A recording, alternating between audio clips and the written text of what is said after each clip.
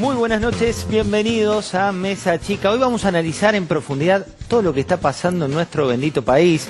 Está Alfredo Sainz, está Liliana Franco, está todo un equipo con el tributarista César Litvin para contarte lo que viene. Está Alejandro Sangenís, que vino la semana pasada y lo volvimos a invitar porque lo gestual es muy pero muy importante por estos días. También va a estar Silvia Stang, que junto con César Litvin, te diría, son las dos personas que más conocen de lo impositivo, lo tributario, y qué hay detrás de este aumento a jubilados, que no es aumento, qué hay detrás de este fin de la movilidad jubilatoria, que huele a un incremento de corto plazo, pero no así en el largo plazo. Así que también vamos a tener a Santiago Koverlov, porque se termina el año y queríamos poner todo junto en esta hora de Mesa Chica. Acordate, nuestro hashtag es Mesa Chica. Pero vamos a arrancar por mucha información que obtuvimos en las últimas 12 horas, llamando uno por uno a los funcionarios involucrados, llamando también a los funcionarios salientes, tratando de entender qué es lo que ocurre con este plan económico y cómo se gestó el plan económico que está siendo anunciado casi en etapas, por etapas y con ciertos errores. Un plan económico que tuvo aún hoy a la mañana, cuando te citaron 10:30 una conferencia de prensa por parte de Martín Guzmán, que es el ministro de Economía, tuvo retoques de último momento esta misma mañana en diálogos que se dan entre los tres funcionarios que forman parte de la Mesa Chica Económica del gobierno de Alberto Fernández. ¿Quiénes son esos tres funcionarios? ¿Quiénes son los padres y las madres de la criatura? Bueno, por un lado Cecilia Todesca, vicejefa de gabinete; por otro lado Matías Culfas, ministro de Desarrollo Productivo; y la tercera pata de este plan económico es Martín Guzmán, que fue quien le puso cara y firma al plan económico. Martín Guzmán, cabe recordar, discípulo de Joseph Stiglitz, el hombre al cual en materia económica, el Nobel de Economía, el cual en materia económica Cristina Fernández de Kirchner tenía en su cetro de economistas preferidos, y Matías Culfas, y por otro lado Cecilia Todesca, discípulos económicos de Mercedes Marcó del Pont. 8 días lleva de gobierno Alberto Fernández, 192 horas, un 2% de lo que tiene un año. Ahí lo estás viendo, esto tiene que ver con un año con final abierto, pero un año que solamente falta un 4% para que se vaya. ¿Qué ocurrió en términos de etapa y qué ocurrió en términos de decisiones? Bueno, la primera es cuando se delineó este plan económico que se anunció hoy. Desde el momento en el cual Alberto Fernández gana las PASO, dejó de pensar en la elección como un deseo, en la presidencia como un deseo, y empezó a referirse a esta presidencia como parte de los hechos. El mismo minuto después, en el cual el presidente Macri les hablaba en conferencia de prensa, nos hablaba en conferencia de prensa a todos los argentinos, hablando de lo que iba a suceder después con el dólar, con la economía y demás, en ese preciso instante, Alberto Fernández, por entonces candidato, convocó a su mesa chica para trabajar en lo que sería este plan económico. La fórmula del proyecto tiene dos ingredientes principales. Uno que son las medidas concretas y otro que son lo que en la jerga de los empresarios llamaron el plan 180 días. ¿Qué significa el plan 180 días? Paralizar los aumentos de las jubilaciones, cambiar esa fórmula jubilatoria por 180 días, no implica paralizar los incrementos, sino paralizar la fórmula con la cual se producían los aumentos de las jubilaciones, producir una doble indemnización, en este caso también por 180 días, y paralizar por 180 días los incrementos de tarifas. Veamos qué decía Martín Guzmán esta mañana y después te damos todas las precisiones del detrás de escena del plan económico. Así como eliminamos un impuesto para fomentar el ahorro en pesos, también necesitamos desalentar el ahorro en una divisa que nosotros no producimos, que son los dólares, y que no hemos generado. El país se endeudó brutalmente en los últimos 4 años. Esta es la profundísima crisis económica y social que estamos atravesando. Y hay que reconocer esta realidad, todo el mundo la reconoce, ya lo hemos dicho, la reconocen el FMI, la reconocen los acreedores, la reconoce todo el país. Imponemos un impuesto para una Argentina inclusiva y solidaria. Ese impuesto será un impuesto de 30%, a la compra de divisas, y el 70% de ese impuesto, de la recaudación de ese impuesto, estará destinado a financiar la seguridad social, que, como dijimos, ha sido tan dañada en los últimos años, y el 30% de ese impuesto estará destinado para obras de infraestructura y vivienda, que son necesarias para una Argentina solidaria y para una Argentina que se reactiva, para una Argentina que produce más y genera trabajo. Hay que empezar a acostumbrarse a Martín Guzmán, el flamante ministro de Economía, que todavía no llegó ni siquiera un cuadro a su despacho que también tiene como uno de los vecinos a Matías Culfas. Se habló en estos días de diferencias entre heterodoxos, ortodoxos. La verdad es que la relación de este trípode económico es más que buena y están en contacto todo el tiempo, con lo cual todavía no hay diferencias en ese gabinete. Plan 180 días, entonces paralizan estas medidas que te contaba por un lado, y por otro hay una batería de medidas que vienen dándose. Vos te preguntarás por qué subió hoy en parte la cotización de los bonos argentinos en dólares y en pesos, por qué bajó el riesgo país.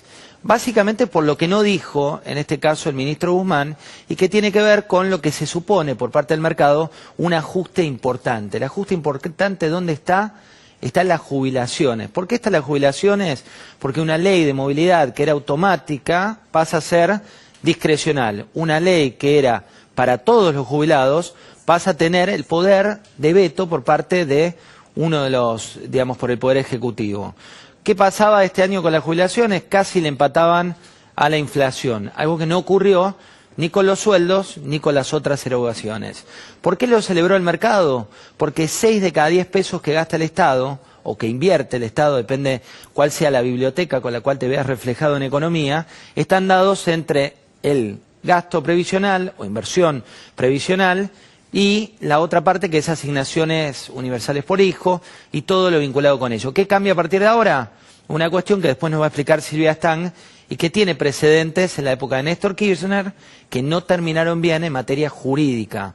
Por eso la emergencia, por eso se busca la ley, por un atajo judicial que busca prevenir cierta cantidad de juicios. ¿Por qué celebraron los mercados? Entonces, por esto. ¿Quiénes no celebraron? Las compañías energéticas que cayeron hoy en la cotización por el plan 180 de congelar los aumentos de tarifas por 180 días. ¿Qué pasó con la renta financiera? Se dispuso el fin de la renta financiera. ¿De qué me río? Paradójicamente, un impuesto que le pidió Sergio Massa, hoy albertista, al gobierno de Macri, cuando el gobierno de Macri decía que no había que imponerlo.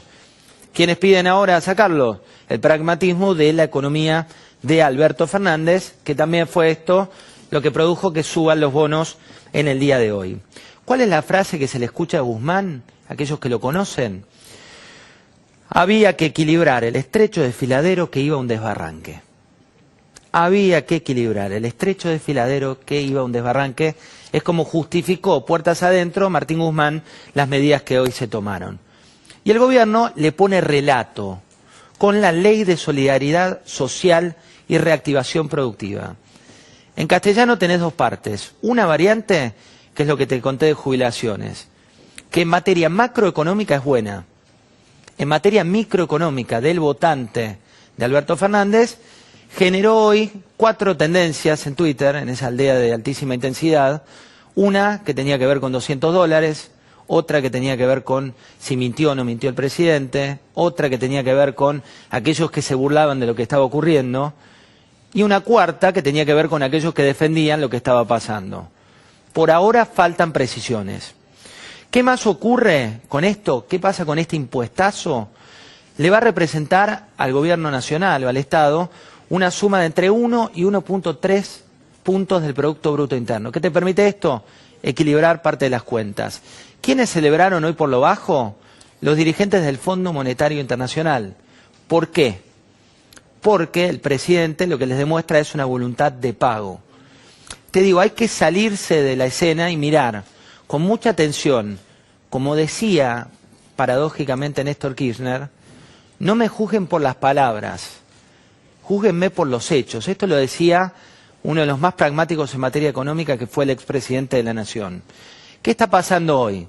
Desde el relato hablamos de solidaridad social, reactivación productiva, se habla de la cuestión del dólar, que es muy de la aldea de Cambiemos o de Juntos por el Cambio, y desde la realidad de lo que no se habla es de las jubilaciones, que es lo que tenés que mirar con mucha atención de cara al corto plazo. Más detalles, lo habían anticipado en campaña, desdolarizar la economía. Nadie puede desdolarizar la economía coercitivamente. Esto se intenta, y hay una figura que es muy gráfica respecto del dólar, que es cuando vos le pones un cepo, un cepito, un cepo gigante, es como esa humedad que tenés en una pared que uno trata de tapar con un cuadro, pero la fuerza del agua empieza cada vez a ser más fuerte y en algún momento esa pared se rompe. Eso es lo que pasa cuando un cepo lo convertís en un cepo gigante y cuando le creas este impuesto del 30%. Un dato adicional. Hoy me decía César Litvin, ¿cómo estás, César? ¿Todo bien? Saludar.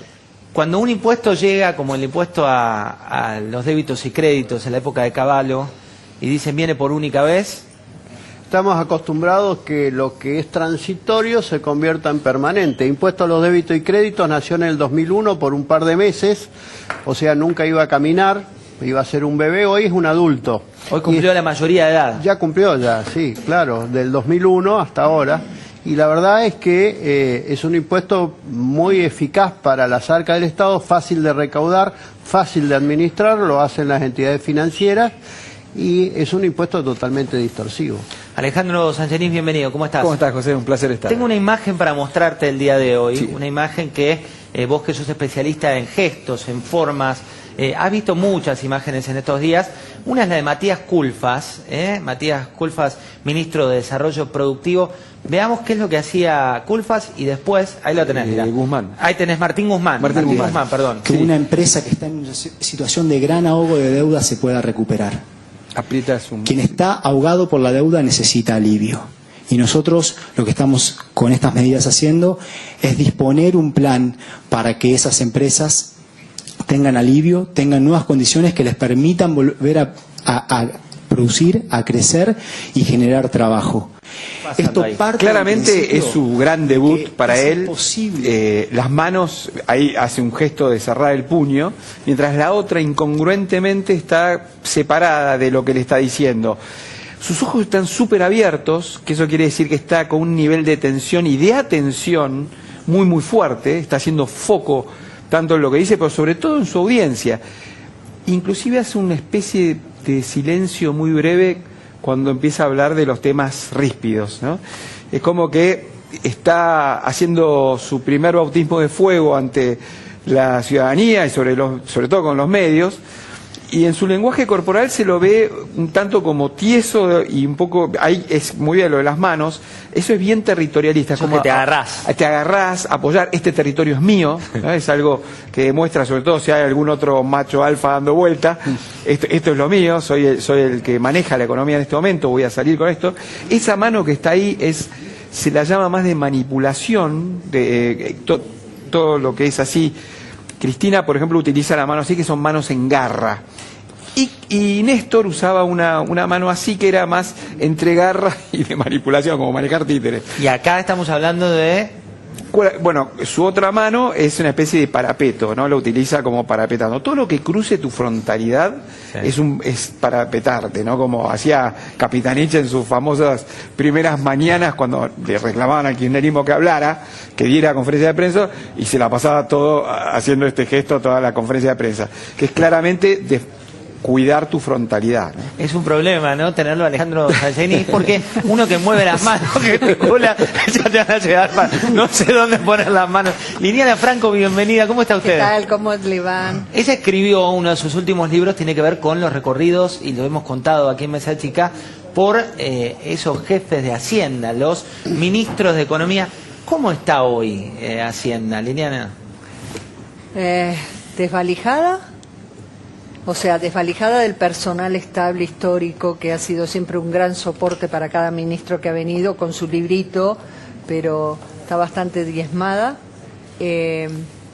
Con un Guzmán que que tampoco conoce mucho, porque convengamos que es un hombre que no es habitué del Palacio de Hacienda. Algunos lo bautizaron, un poco ácidos, Duhovne, la mezcla entre Duhovne y Sanleris, no por su capacidad, que de hecho me muy parece fuerte. bastante distinto a Duhovne. Lo que dicen es que es muy terrenal, pero que viene del palo académico. Claro, eso, yo hoy estuve en las dos conferencias. Esta es la segunda conferencia, sin duda la más importante, porque tuvo que presentar el proyecto de ley. Yo lo noté un ministro como que muy pausado en hablar, pero me parecía como una preparación, digamos, en el sentido de dar pausas para también manejar un poco el auditorio. Esa es la sensación que tuve. Como que está coacheado, decís. No sé si es coacheado, pero claramente el manejo del silencio llama Sí, la atención. totalmente. O sea, es fantástico para escribir y tomar nota de lo que dice. Porque pero, hacen pausas. Claro, hace Bien pausas. académico, ¿viste? ¿no? Está buenísimo. Yo que siga así, por favor. Respecto de los otros ministros que te hablan todo corrido, ¿viste? Pero sí, diría que está un poco tenso. Es que es todo nuevo para él. Es todo Convengamos que nuevo. este señor estaba dando clases. Sí. Hace una semana estaba en Nueva York. Entonces, me parece que también es nuevo para él el enfrentar un puesto público que no es fácil. Uno puede venir con todos los laureles académicos, pero entrar en la administración pública es un mundo. Y además venir a administrar esta crisis y venir a dar este tipo de medidas, que el 80% de las medidas son desagradables. 80% de las medidas, y les decía Silvia Stang, que hoy nos acompaña, saludo antes a Alfredo Sáenz, Carla Quiroga, ¿cómo andan ustedes? Muy bien, todo bien. Silvia Stang es la persona, junto con César Littman, para mí, esto es opinión personal, que más conoce el mundo tributario. ¿No? Y Adhiero. Silvia, No será mucho. No. Por mí lo digo. No. ¿cuánta letra chica hay, Silvia, en lo de las jubilaciones? Bueno, la letra grande ya es preocupante, digamos, ¿no? Porque la letra grande es la suspensión por 180 días de la vigencia de la Ley de Movilidad Previsional, esta fórmula que había sido modificada a fines de 2017 y que ahora, bueno, quedaría por 180 días suspendida y mientras tanto se darían aumentos en forma discrecional por decretos del Poder Ejecutivo, que estaría viendo a ver qué le permiten las cuentas fiscales. Mira, veamos cómo lo decía hoy el ministro, el flamante ministro Guzmán, y después vamos a recordar a Néstor Carlos Kirchner, que Silvia tiene información al respecto. Lo que se hizo con los jubilados es grave.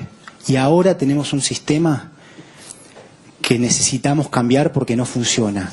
No funciona y desprotege a la población jubilada y desprotege al país como un todo, ¿sí? Nosotros lo que estamos haciendo es tomándonos 180 días para reemplazar una fórmula que fue pensada para una economía que iba a despegar y sostener niveles altos de crecimiento por otra fórmula que tiene que ser consistente, que es razonable, ¿sí? Está claro que el modelo fracasó y por eso la población mayor ha sido tan dañada. Estaremos dando un bono adicional para quienes perciben un solo haber mínimo, tomando recaudos para que no se modifiquen las escalas. Será un bono de 5.000 pesos en diciembre y otro bono de 5.000 pesos en el mes de enero. ¿Por qué hay que prestar atención a Néstor Carlos Kirchner en lo que tiene que ver con jubilaciones?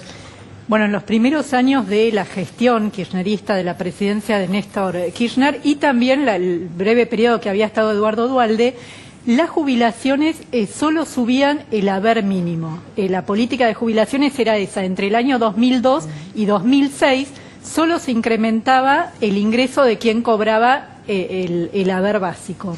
¿Qué pasó con eso? Bueno, hubo jubilados que empezaron a ir a la justicia. ¿Por qué? Porque mientras tanto se iba acumulando una tasa de inflación. En 2002 volvió la inflación a la Argentina y siguió fuertemente en los siguientes años.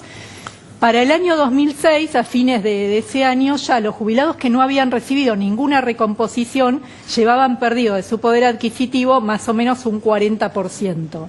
Y en ese año apareció un fallo de la Corte Suprema de Justicia que, en primer lugar, le dijo al gobierno, tanto al Poder Ejecutivo como al Poder Legislativo, que debía existir un sistema de movilidad, o sea, un sistema de ajustes periódicos y automáticos determinados por algún índice para subir las jubilaciones, para recomponerlas frente a los efectos de la inflación. Pasó después de eso 1 año y medio más o menos, no hubo respuesta ni del Poder Ejecutivo ni del Congreso, y entonces la Corte Suprema dispuso cómo se le debía subir la jubilación a este jubilado en particular que se llama Adolfo Badaro, que fue quien Famoso caso Badaro. el famoso caso Badaro viene de ahí porque fue el jubilado que logró que le dieran esta sentencia. Después de eso, sabemos lo que siguió, que fue una judicialidad récord de los jubilados, que también reclamaron por otra cosa, porque a causa de la inflación se iba desactualizando el valor de los salarios que forman parte de la fórmula de inflación del haber inicial de las jubilaciones, y el gobierno no las actualizaba. Por lo tanto, por un lado, calculaba mal los saberes de inicio, los primeros que iba a cobrar una persona que se jubilaba estaban subestimados, estaban mal calculados. Y por otro lado, después no se los actualizaban. La Corte Suprema lo que determinó en aquellos años fue: debe existir un sistema de movilidad, o sea, un mecanismo que sea predecible. Que permita actualizar lo que era algo estático. Exactamente, y rechazó justamente estas políticas de discrecionalidad, esto de dar aumentos a unos jubilados sí, a otros no, permitiendo esta pérdida de poder adquisitivo, y según el dinero con el que contara el Estado, o según decisiones discrecionales que nunca sabíamos bien a qué respondían, cuál era el monto que se daba a los jubilados y pensionados. ¿Y hoy ¿Qué es lo que puede pasar ahora? Sí. Bueno, que vuelva justamente esa política de discrecionalidad que había sido rechazada en la Corte. ¿Hoy huele a eso, Lili? Sí, claramente. Y de hecho el ministro dijo 180 días se van a tomar para definir, en teoría, qué fórmula de ajuste. Y yo lo que le quería preguntar a Silvia es, ¿qué pasa con ese fallo de la Corte que luego volvió a ser ratificado, si mi memoria no me falla? ¿Cómo queda? ¿También en un stand-by? O sea, ¿qué hace un jubilado? Bueno, yo creo, hoy hablando con abogados previsionalistas, lo que ellos dicen es como hablan de la generación de un nuevo caso Badaro. ¿Por qué?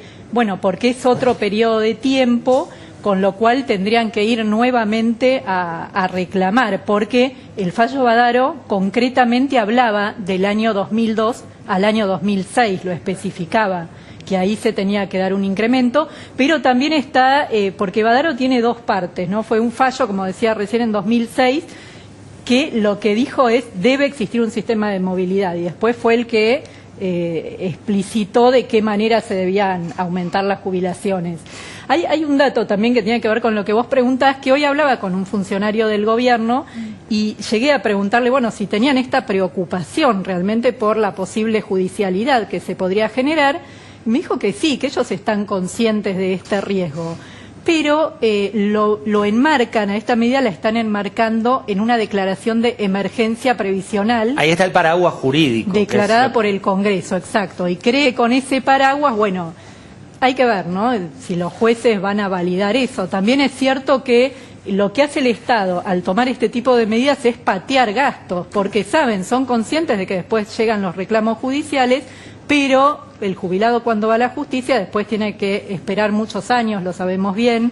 Por un lado los trámites en la justicia duran mucho tiempo, y por otro lado cuando una sentencia ya está firme y llega al ANSES para liquidarla, y esto ha sido un tema de todas las administraciones y gestiones, primero que demoran un montón de tiempo, y después que siempre hay problemas con los números, si está bien liquidada o no, y es básicamente un factor de ajuste del gasto también. Y aparte años que los jubilados no tienen, digamos, por la finitud por un lado de la vida, y por otro lado por las promesas tantas veces incumplidas, ¿no? Lamentablemente que los jubilados vuelvan a ser variable de ajuste. Alfred. Sí, me parece lo más llamativo hoy del ministro Guzmán, que está anunciando un ajuste con relato, porque vos estás dando una mala noticia para los jubilados en términos generales, que es la eliminación de una fórmula.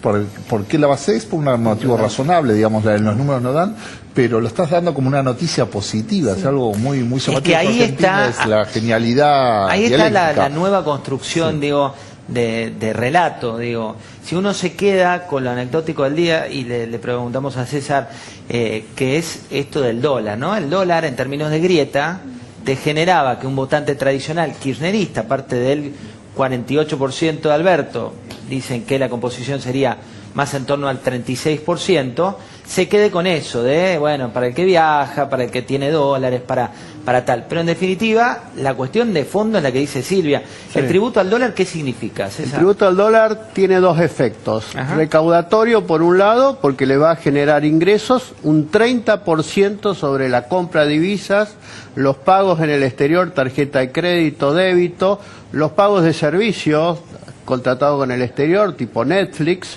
o sea, abarca una gran cantidad de cosas, y todo lo que tenga que ver con el turismo en el exterior. Le va a generar recaudación, como dije, y además tiene un efecto extrafiscal que va a tratar de desmotivar que la gente viaje al exterior de vacaciones. Bueno, hoy en las agencias de turismo, les cuento, las que hacen el turismo emisivo, estaban desesperados, Sí. porque dicen, me cambiaron las reglas, ya no una vez, ni siquiera Claro. es Alberto Fernández, digo, primero se las cambia Macri, porque también hay que decirlo, Claro. en la etapa final de Hernán Lacunza, con esto de que cayeron 40% de los depósitos en dólares pospaso, Sí. se produce el primer cepo, y ahora te cambian la regla de juego. Sí, bueno, en materia de impuestos estamos muy acostumbrados a cambiar las reglas de juego. De hecho, bueno, el impuesto a la renta financiera, como decías al inicio del programa, fue una mala idea, generó más problemas que recaudación. Recuerdan el primer salto del dólar en abril del 2018, poca recaudación. ¿Cómo vamos a castigar a los que le prestan a la Argentina con bonos? ¿Cómo vamos a castigar al que hace un plazo fijo y pierde como en la guerra con la inflación? Bueno, ahora estamos dando vuelta y de alguna manera gran parte de la renta financiera queda desgravada. Eso es bueno. También es bueno la moratoria impositiva. Muchas empresas pymes estaban muy complicadas, una gran morosidad. La cartera de créditos de la FIP supera la del Banco Nación, es muy grande.